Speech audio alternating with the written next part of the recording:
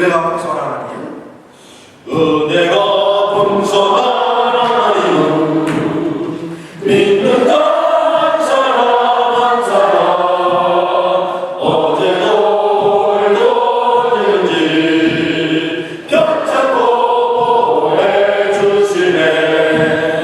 주여 성령의 은사를 오늘도 내려 주소서. 성령의 뜨거운 불 들어서 오늘도 충만케 하소서. 성령과 제약의 충만을 성령의 불길로 채우사. 성령케 하소서 채우소서. 깨끗게 하여 주옵소서. 주여 성령의 은사를 오늘도 내려 주소서. 성령의 뜨거운 불 들어서 오늘도 충만케 하소서. 성령의 기쁘신 하나님을 세상에 살리던 아버지 하늘의 능력과 은혜로서 오늘도 입혀주옵소서. 주여 성령의 은사를 오늘도 내려 주소서. 성령의 뜨거운 불 들어서 오늘도 충만케 하소서.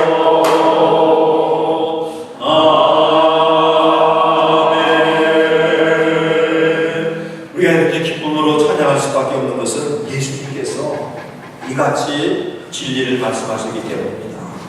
즉 성령을 보내주시고 성령을 우리에게 믿는 우리에게 주심을 이같이 말씀하셨습니다. 내가 아버지께 구하겠으니 그가 또 다른 보혜사를 너에게 주사 영원토록 너희와 함께 있게 하시니 저는 진리여니라. 세상은 능히 저를 받지 못하나니 이는 저를 보지도 못하고 알지도 못합니다. 그러나 너희는 저를 아나니 저는 너희와 함께 거하시며 너희 속에 계시겠습니다. 성령께서 믿는 성도와 함께 하시고 믿는 성도 안에 거하시게 됩니다.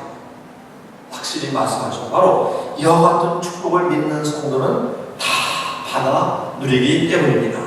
사랑하는 여러분, 성령 하나님께서 우리와 함께 하시며 각양 은혜를 풍성히 부어주십니다. 구원의 확신으로 갖는 큰 기쁨을 성도에게 주십니다. 본서신 갈라디아서 4장 14절과 5장 22절이 이 사실을 암시하고 있습니다. 예수님 당시에 그리고 오순절 이후 초대교회에 성령 받은 성도가 얼마나 기뻐했는지 우리가 성경에서 볼 수 있고 또 우리 자신의 경험을 통해서 알 수가 있습니다. 이제 남편을 5이나 얻어봤지만 마음에 갈급한다. 참 어려움에 있었던 사마리아 여인이 예수님께 전도하는 중에 예수님께서 그인에게 말씀하시고 약속하신 성령의 부으심을 받고 너무 기뻐하며 자기를 소외시켰던 동네 사람들에게 찾아가 말합니다. 나에 대한 모든 일을 내게 말한 사람을 와보라. 이는 그리스도가 아니다. 물길로 온 사람이 물동이를 버려두고 자기 동네 사람들 가서 내가 그리스도를 만났다고 기뻐하며 증거하는 모습을 우리가 성경에서 보게 됩니다. 초대 예루살렘 교회 성도가 얼마나 사랑과 기쁨이 넘치는 삶을 살았습니까? 사도행전 2장 44절로 47절로 그들의 기뻐하는 모습, 삶의 다이나믹이 넘치는 모습을 이렇게 기록했습니다. 믿는 사람이 다 함께 있어 모든 물건을 서로 통용하고 또 재산과 소유를 따라 각 사람의 필요를 따라 나눠주고 날마다 마음을 같이하여 성전의 모임을 힘쓰고 집에서 떡을 떼며 기쁨과 순전한 마음으로 음식을 먹고 하나님을 찬미하며 온 백성에게 찬송을 받으니 주께서 구원받는 사람을 날마다 구하게 하십니다. 여러분이 한 절 한 절 말씀을 생각해 볼 때 참 얼마나 그들에게 감당할 수 없는 기쁨이 넘쳐가지고 참여하고 자기의 재난을 나눠주고 기뻐하면서 참 하나님 섬기는 모습을 것을 우리가 보게 됩니다. 사랑하는 여러분, 여러분에게 혹시 그러한 시절이 있으셨습니까?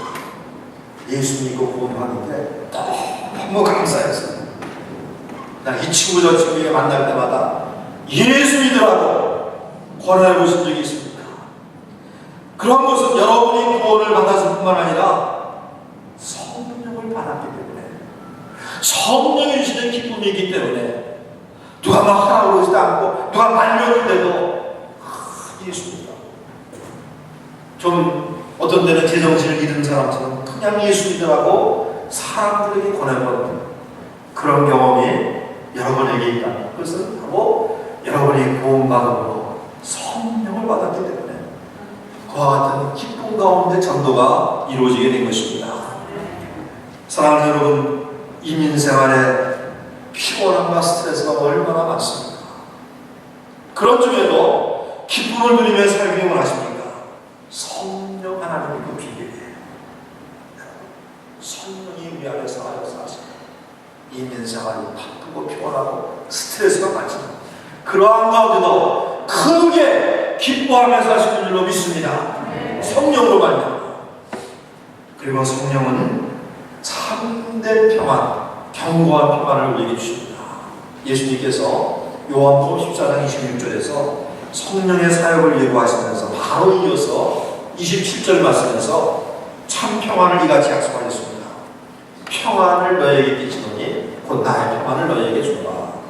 내가 너에게 주는 것은 세상이 주는 것 같지 않냐니 너희는 마음에 근심도 말고 두려워하지도 말아라. 세상이 주는 것 같지 않아.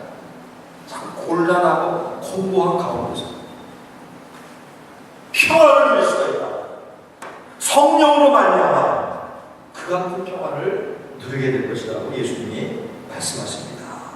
여러분, 어떤 생활의 길과 공경 가운데서도 누리는 참 평안을 원하십니까?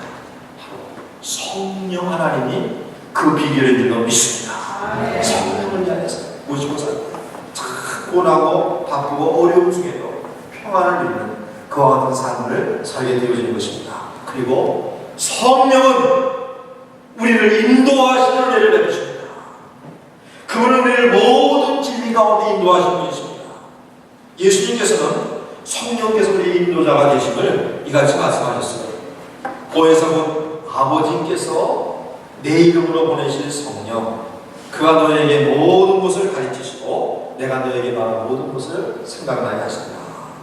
그러나 진리의 성령이 오시면 그가 너희를 모든 진리 가운데로 인도하시니 그가 자의로 말하지 않고 오직 듣는 것을 말하시며 장래일을 너희에게 알리시리라.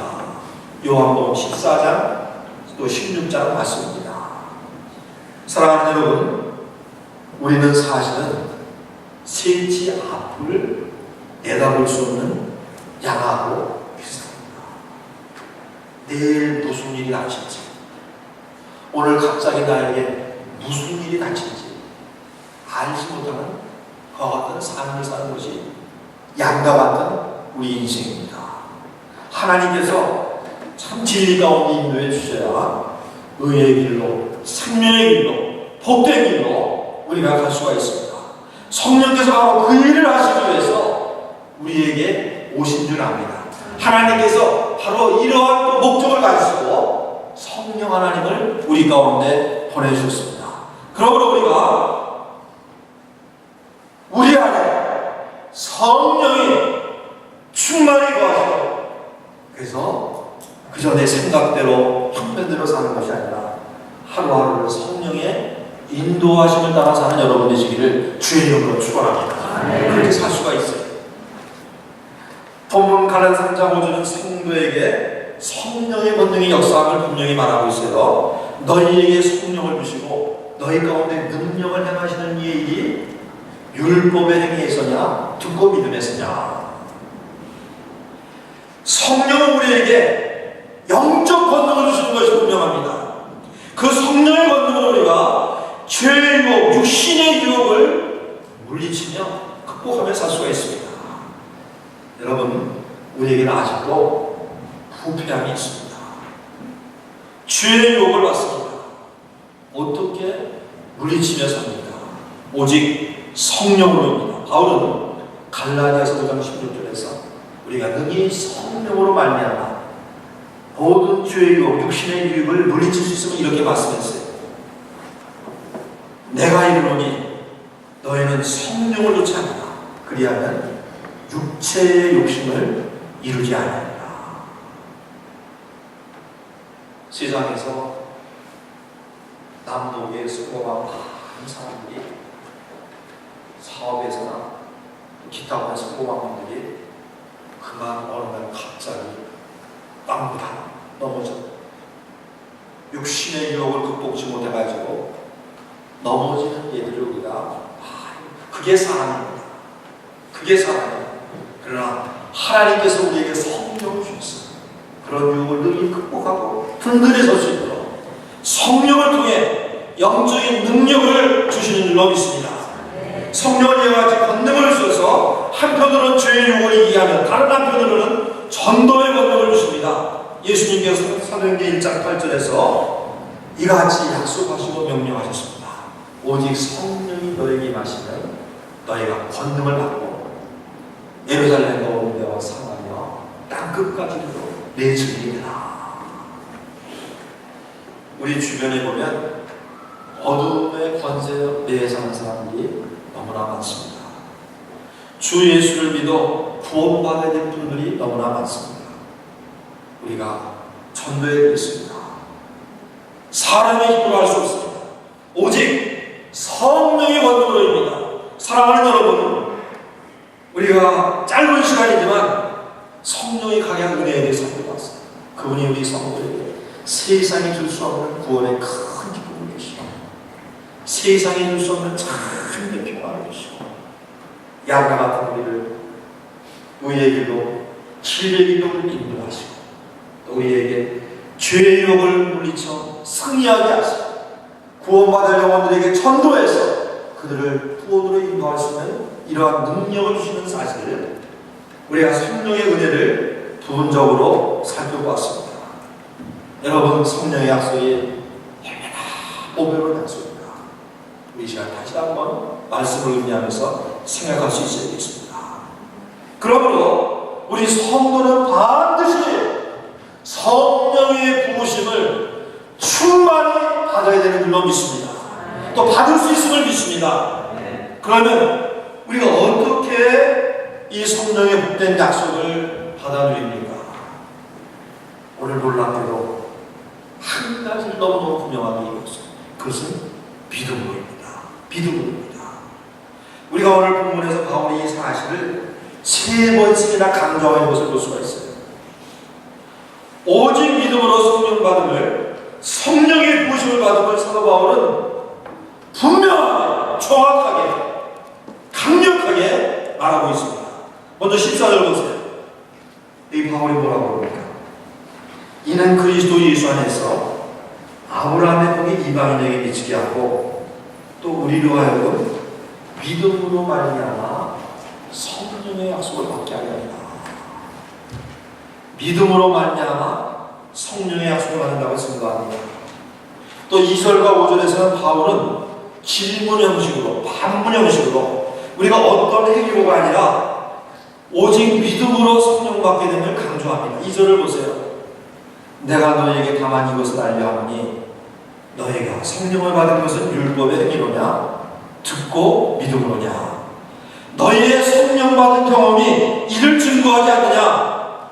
율법의 행위로가 아니라 단지 믿음으로 너희가 성령 받지 않았느냐. 너희들의 신앙 체험이 말해주고 있지 않느냐. 그렇게 말하면서 그들이 단지 예수를 믿었기 때문에, 복음을 믿었기 때문에 성령 받은 사실을 깨우쳐주고 있습니다. 5절에서도 마찬가지입니다. 너희에게 성령을 주시고 너희 가운데서 능력을 행하시는 이의 일이 율법의 행위에서냐 듣고 믿음에서냐. 우리가 사도행전 13장 이하를 보면 사도 바울의 갈라디아 전도를 모습합니다. 사도 바울이 복음을 전할 때 그곳에서 여러 가지 기사에서 성령님의 권능이 강력하게 나타납니다. 사도 바울은 그것을 상기시켜주면서 자, 내가 너희들을 당신들에게 가서 복음을 전했는데 당신들 그 가운데 어떤 일이 일어났습니까? 여러분들이 복음을 듣고 믿었을 때 여러분 가운데 성령님께서 얼마나 강력하게 역사했습니까? 당신들이 무슨 율법의 행위로 말미암아 그런 역사를 경험했습니까? 아닙니다. 단지 듣고 복음을 믿었기 때문에 당신들의 마음과 같은 강력한 성령의 역사가 있었습니다.